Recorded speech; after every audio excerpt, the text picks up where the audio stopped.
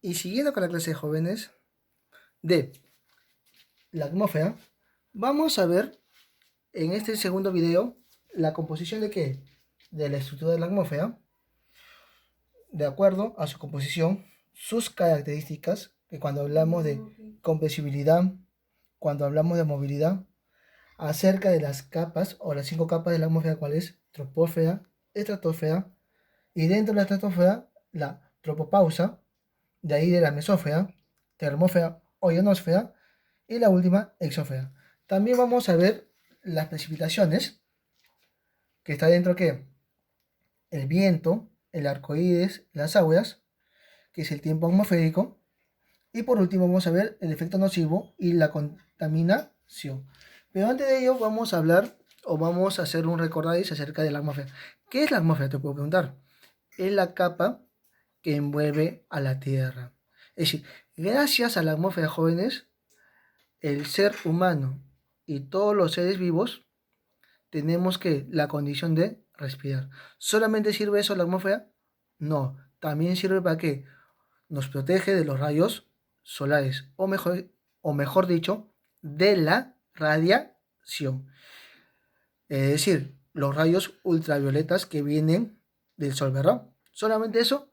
No, también mide o nos da la temperatura. ¿En qué sentido? De que no sean muy altas y de que no sean muy bajas. Es decir, es la que mide el clima, el tiempo y sobre todo, vuelvo a decir, las temperaturas. Pero la pregunta es, ¿cómo se formó la atmósfera? La atmósfera que la conocemos hoy en día, ¿siempre ha sido así? ¿O siempre habrá sido así? No, jóvenes. La atmósfera en un comienzo no es la atmósfera que conocemos hoy día. La atmósfera antiguamente, aproximadamente 4.500, otros dicen 5.000 millones de años, era una atmósfera primitiva. ¿Cómo una atmósfera primitiva, profesor? Jóvenes, fácil. Cuando la Tierra comienza ¿qué? A enfriarse, se va a convertir en ¿qué? En algo sólido. Y al convertirse en algo sólido, poco a poco va a hacer que una evaporización o se va a evaporizar las aguas, es decir, las nubes, se va a condensar. Y una vez condensadas, poco a poco esa condensación va a caer. ¿A dónde? A la superficie de la Tierra. Y da como resultado que los océanos y el fondo del mar. Eso es la primera etapa. Cuando hablamos de la segunda etapa, esta condensación también va a llevar a qué? A que dentro del relieve o de la superficie terrestre se comienzan a qué? A darse gases. ¿Qué tipo de gases? Uno, el nitrógeno. Dos, el argón. Tres, el azufre. Cuatro, el neón. Y poco de oxígeno, ¿sí? De los cuales va a haber en la segunda etapa erupciones volcánicas, emanaciones. Ya en la tercera etapa, estas erupciones o acumulaciones de qué? De volcánica, como se llama, va a traer consigo que se dé las bacterias, se dé una forma de fotosíntesis. ¿Y eso qué trae consigo? Va a traer consigo que el oxígeno. Es decir, en la tercera etapa se va a dar ya el oxígeno. Y en cambio, en la cuarta etapa se va a dar ¿qué? El oxígeno suficiente para que existan los seres vivos. Y uno de los seres vivos son los seres humanos. ¿Sí? Vuelvo a repetir, no es la atmósfera como la conocemos, tal como la conocemos hoy día. Antiguamente era una atmósfera primitiva y poco a poco se va a dar una evolución, un origen, un comienzo, ¿sí? De que cómo la atmósfera va a hacer su propio proceso, cómo se va a dar esa continuación. Ese es uno. Dos, también dentro de la atmósfera, dentro de este proceso, se va a dar que también procesos internos que se va a llamar geodinámica interna, y procesos externos que se van a llamar geodinámica externa. Cuando hablamos de geodinámica interna, estamos hablando de los procesos modeladores internamente. Cuando hablamos de geodinámica externa, estamos hablando de los procesos modeladores de afuera. Un gran ejemplo, cuando hablamos de geodinámica interna, vamos a decir un volcán. Cuando hablamos de geodinámica externa, un ejemplo, el sol, la lluvia. ¿Estamos? Entonces, eso, todo va a dar un solo resultado, tener la atmósfera que hoy día tenemos. Y lastimosamente, hoy en día no la estamos cuidando. La capa de ozono se está cada vez adelgazando o se está abriendo rupturas donde los rayos ultravioletas están pasando. Ya eso en su debido momento lo vamos a explicar, ¿sí? Dentro de ello vamos a ver la estructura de la atmósfera. Se puede distinguir de varias capas, ¿verdad? Cuando hablamos de la homosfera y heterosfera, dice, hasta los primeros 80 y 100 kilómetros, la composición del aire es homogénea, manteniéndose la misma proporción en los gases. A partir de la composición varía habiendo gases. ¿Cómo es eso, jóvenes? Sí, pues, dentro de la atmósfera, como te digo, va a existir capas, como cuáles: la troposfera, estratosfera, y dentro de la estratosfera, la tropopausa, la mesósfera, termósfera o ionosfera y la exósfera.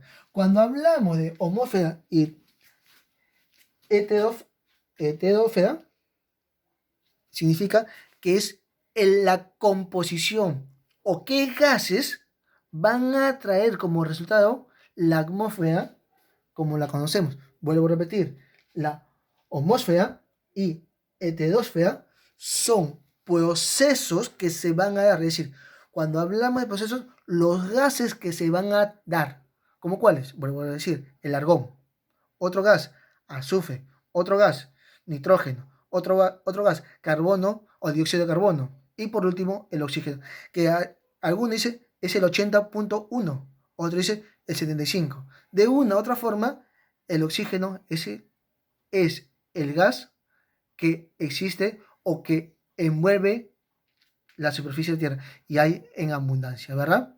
Por lo cual, jóvenes, cuando hablamos de las capas de la atmósfera, vamos a decir, la troposfera es la capa inferior que está entre la superficie a 12 kilómetros. ¿Y por qué es importante la troposfera? Es importante, jóvenes, ¿por qué? Porque da el tiempo y el clima. Es decir, gracias a la troposfera, nosotros no nos morimos de tanto frío ni de tanto calor. ¿Estamos? Es la de superficie a 12 kilómetros.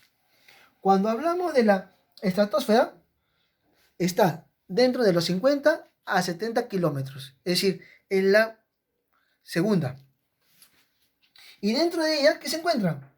La capa de ozono. ¿Y por qué es importante la capa de ozono? Es muy importante, jóvenes. ¿Por qué? Para que el ser humano y los seres vivos puedan respirar, ¿verdad?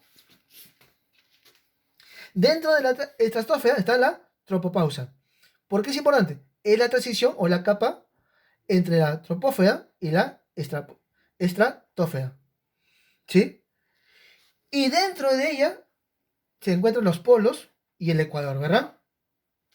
Por eso, cuando hablamos de las características, ¿sí?, de comprensibilidad y movilidad, cuando hablamos de comprensibilidad, hay mayor movilidad o mayor comprensibilidad en el ecuador y hay menor comprensibilidad y movilidad en los polos. ¿Cómo es eso? Como dice acá, es la capacidad de los gases atmosféricos. ¿Sí? Pues, y como tú ves, en los polos, mejor dicho, un ejemplo, cuando uno va a lo más alto, ya no puede respirar. ¿Por qué? Porque falta oxígeno. Pero cuando uno está en la superficie, fácilmente puede respirar. Eso significa, cuando tú puedes respirar, estás en el ecuador. Y cuando tú no puedes respirar, estás en los polos. ¿Estamos, jóvenes? Y en la mesósfera, como dice ahí, es la capa que está de los 70 hasta los 90 y es la capa más fría. ¿Por qué fría? Porque está bajo cero, ¿verdad? Cuando hablamos de la termósfera ionósfera, se dice que llega de los 90 hasta los 400 kilómetros de altura. ¿Cómo es eso, jóvenes? Sí, porque ya estamos viendo las ¿qué? ¿Las qué? Auroras boreales. Te preguntan, profesor, ¿y qué son auroras boreales? Se puede decir, cuando tú ves el firmamento, el cielo, ¿qué ves? Estrellitas. Esas estrellitas, ¿qué hacen? Que se vean en el firmamento.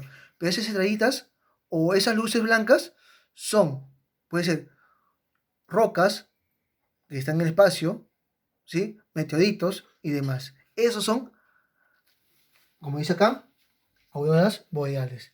Cuando hablamos de la exósfera, dice ahí, es la última capa que se representa o comprende de los 400 kilómetros de altura hasta los 2000. E inclusive otro dice hasta más, ¿verdad? Y esa capa que trae el vacío, el espacio. Jóvenes, ¿se entiende? Entonces, eso es muy importante. Por eso me estoy tomando la comprensión para que entiendas las capas. Más que entender, es que tienes que saber. Y por último, vamos a ver el tiempo atmosférico, que dentro de ella están las precipitaciones, el viento, el arco iris, las aguas. Y cuando hablamos de precipitaciones, es el agua caída de un lugar y un tiempo determinado, ¿verdad? ¿Y eso qué significa? Que cuando la atmósfera o las nubes se condensan, comience a caer, ¿verdad? El viento, como dice, es el aire que mueve horizontalmente en la superficie. El arco iris es el resultado de una descomposición de luz cuando hay una lluvia fuerte. Y las aguas, el viento solar que se va a dar al interactuar con el campo magnético. ¿Por qué es importante? Porque está dentro de la atmósfera, jóvenes. ¿Qué? El tiempo atmosférico. Y sobre todo, jóvenes, para terminar, vamos a ver lo que es nocivo o el efecto nocivo de qué? De gases tóxicos, destrucción de la capa de ozono y efecto invernadero. Y acá es muy importante, jóvenes, que tomemos conciencia, ¿sí? Si nosotros no cuidamos nuestro planeta, nadie lo va a cuidar. Por eso, cuando como ser humano tenemos que ser responsables. Bueno, jóvenes, conmigo será hasta el siguiente. Nos vemos.